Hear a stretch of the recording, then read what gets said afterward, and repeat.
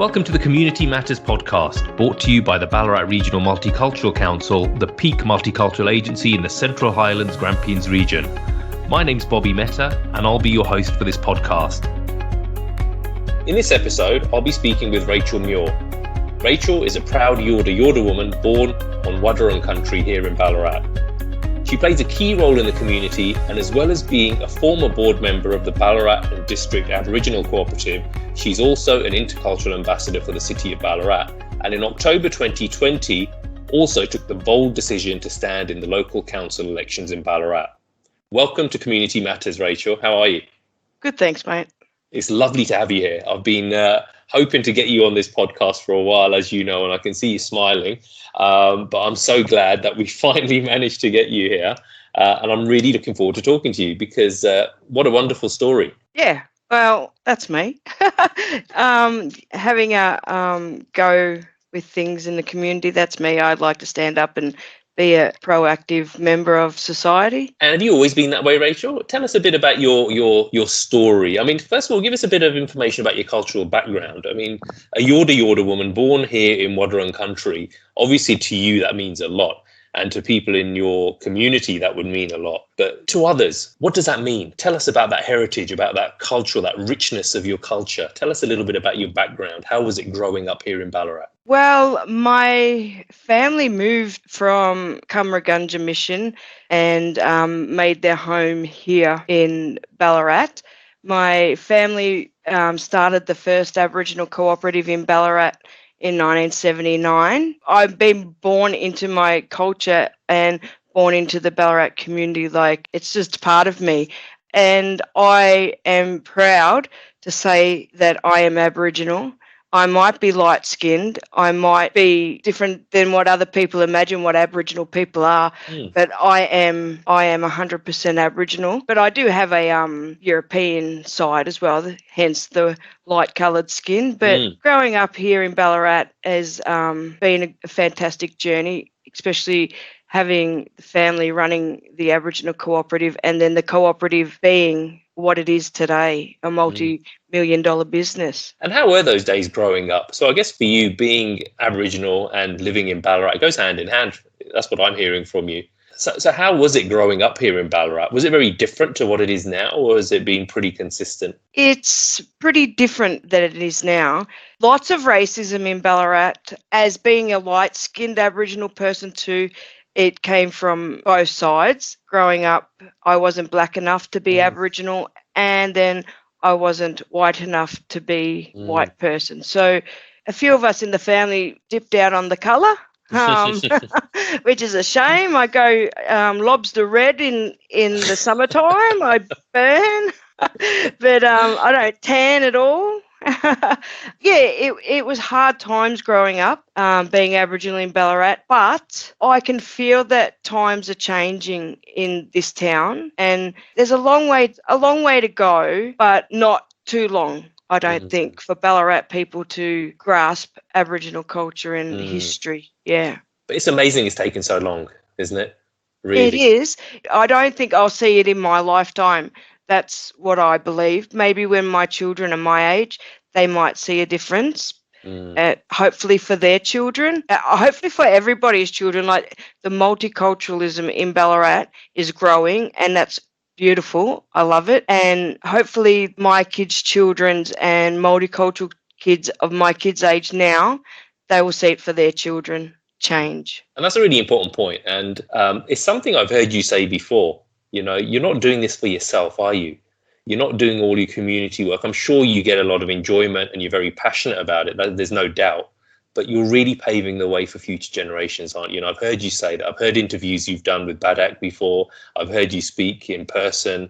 And you're a very, very passionate, community-minded person. But also, you're doing this for the next generation, which I think is just so commendable. So well done to you, Rachel, and long may that fire continue to burn, because it's inspirational. So well done. I can sort of, feel the same sort of parallels with my childhood. Being born in England, but being dark-skinned, I didn't really belong in England. I was made to feel as if I didn't completely belong. I wasn't English, but I was also not completely Indian either.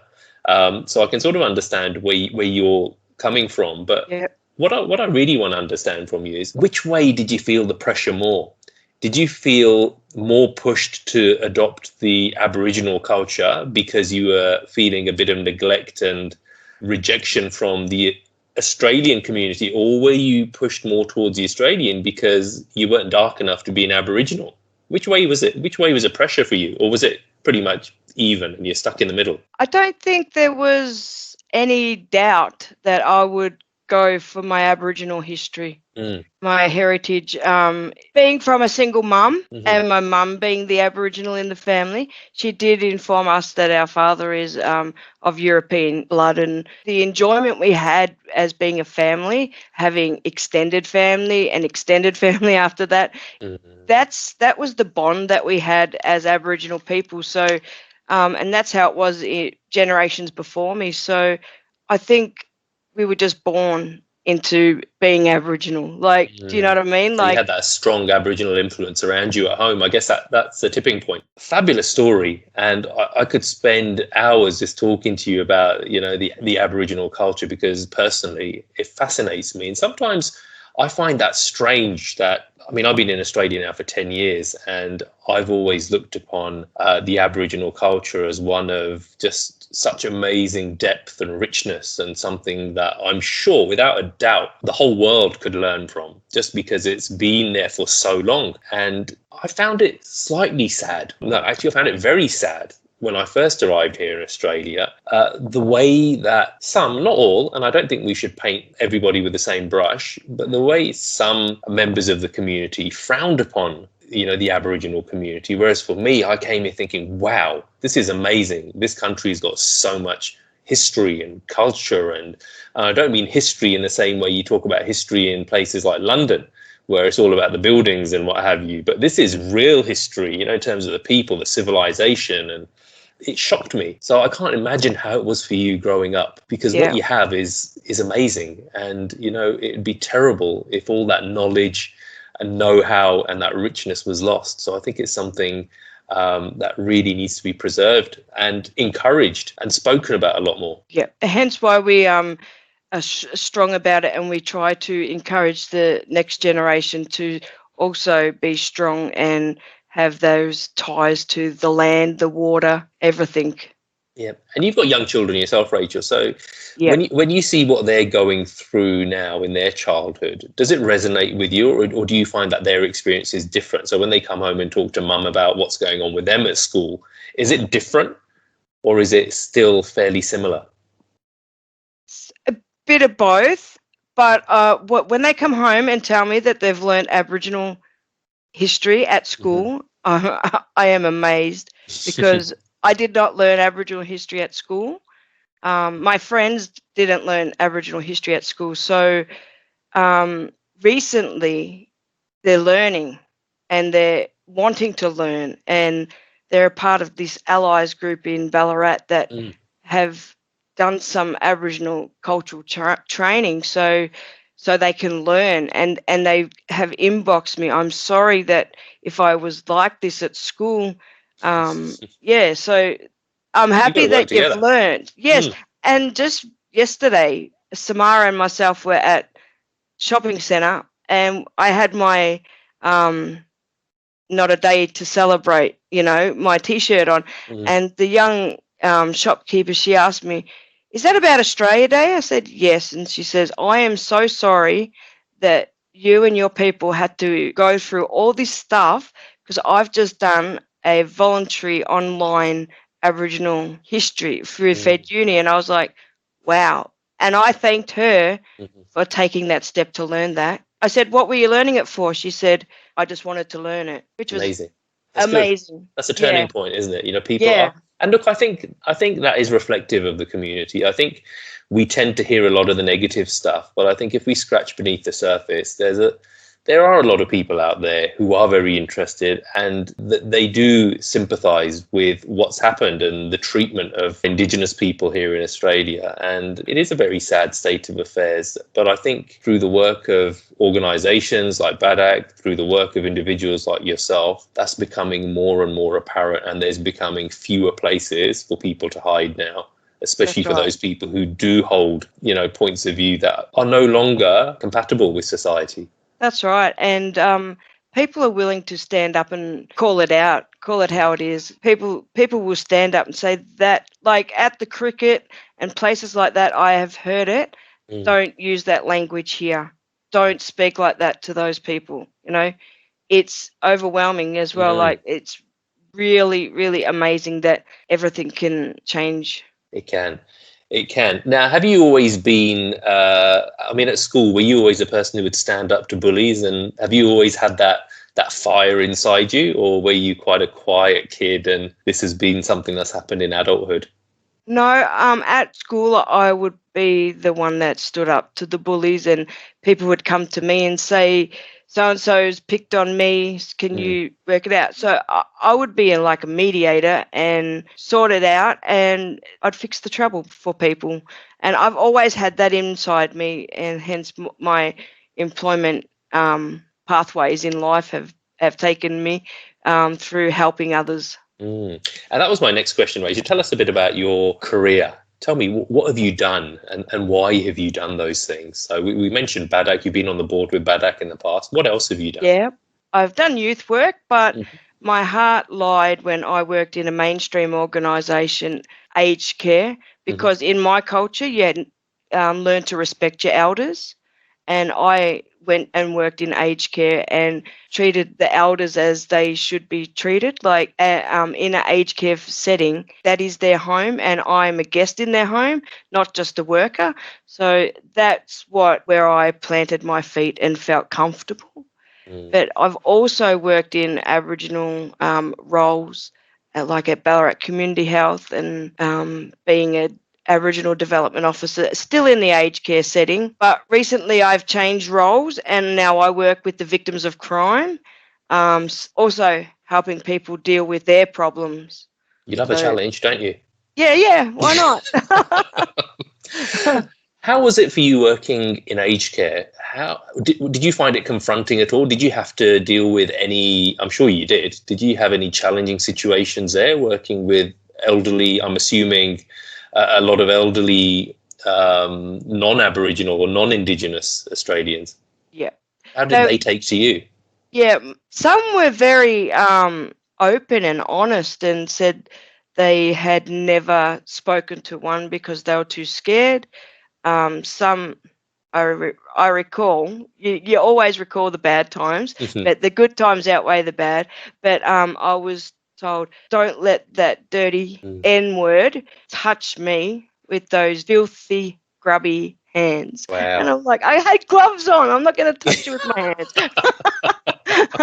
I just go, I understand. It's the age group that I was dealing with. So aged care, I understood where they were coming from. And I wasn't the only one in the organisation. There was a young Asian girl, and, the war and all that, there was lots of racist comments to her as well. So we were in it together, but I lasted 10 years there. She didn't last. So I guess that says a lot about you, though, Rachel, that resilience and the ability to, I'm not sure there'd be many people who'd be able to deal with situations like that, language like that, and still be able to say, I understand. Yeah. And I'm still going to do my job. That's speaks right. volumes. Yeah. So, and at Christmas time, I'd give everybody a card, even the person that said that. And by the time I was pregnant, I was still working with Samara, and I took her around, and she came out a dark baby. Like, she got the dark skin from her dad, who's Indian. So she got the dark skin. And that lady wanted to check out my baby. And she said that she was lovely. And I said, thank you. So it was all well that ends well, Yeah, what a story. Now, we mentioned earlier that you become an intercultural ambassador here in the city of Ballarat. Now, tell me why that's important for you. How has that changed your life or changed what you do? Wow, it changed my life a lot. After leaving school, I became myself, but I didn't be outspoken like I was at school. I became a little mouse and shy, and public speaking and stuff is not my forte. And so the intercultural ambassador group it's my family. It's not my friends. It's not a group. It's my other family. Like I consider each and every one of them as family. Doesn't matter which country they come from, it's family to me because they have helped me grow as a person. And hence why I did choose to run for the city council, because I did hear some words the day before on a video of a couple of people having a say of what they want in Ballarat from a council. And I did hear that the day before. And I thought it brought me to tears because I didn't want my family to feel that they were the minority in this town of Ballarat. So at the 11th hour, seriously, I put my name in the ring because I wanted to be a voice for my people, and my people are the intercultural ambassadors as well. Absolutely. As like the multicultural community in Ballarat, I just love them. Yeah. And look, I was going to talk to you about, that decision, a very brave decision, a very bold decision. And I'm assuming you haven't got a background in politics and in councils and elections. So that makes it even braver for somebody like yourself with no political background to take that step. And I think just by doing that, you would have sent a message to so many other people who don't feel that they've got a voice that, you know what, if I can do this, any of you can do this, and you've just got to step up.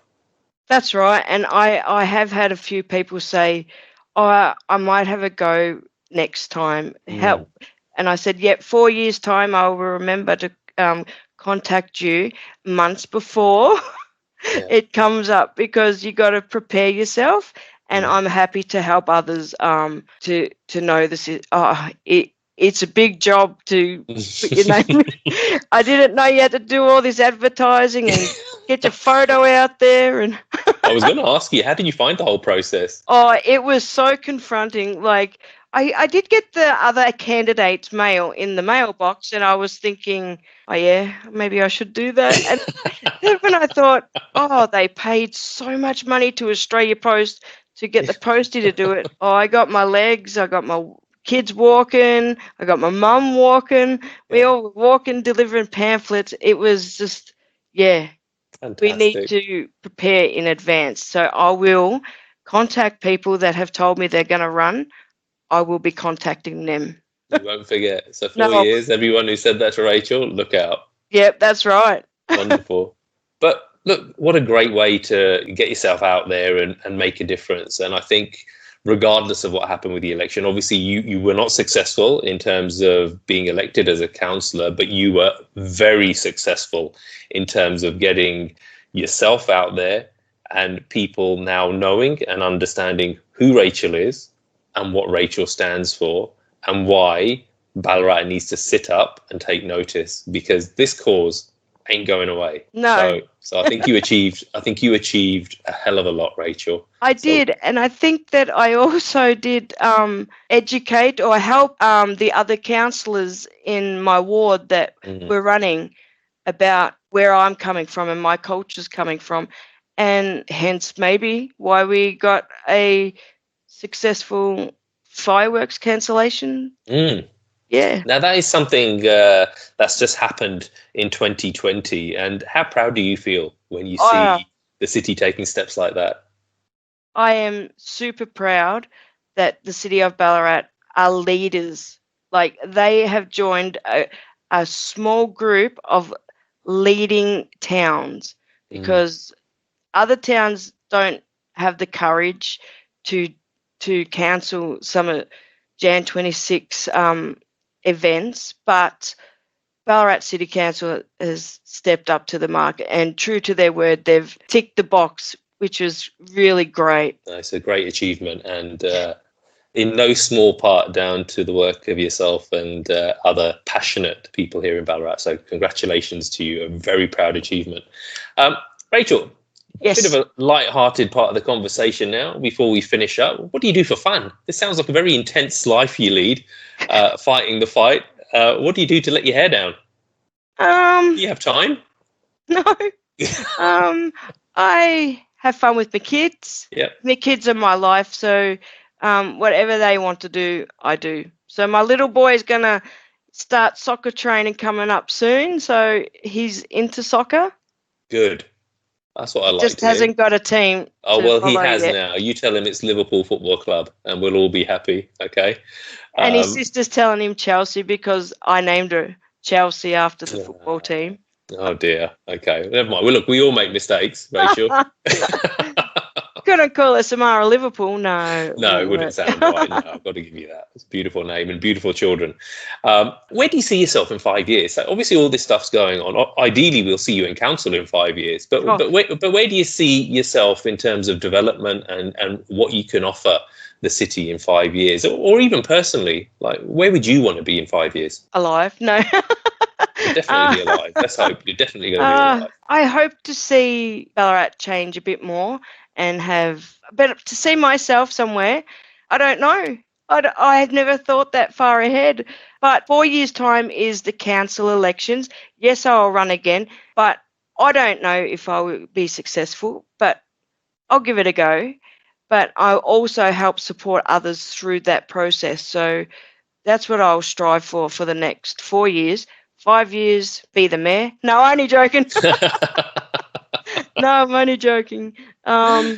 Hey, but why not? Why not? Hey, the sky's the limit. You never know, do you? Never say never. Yeah, but I'm not a political person, but you know. I think you just need to be a passionate person. Rachel, having spoken to you today, I think all our listeners will be able to see the fact that, you know, you're a very passionate person. Morally, you know, you're headed in the right direction in terms of what you believe and what you stand for.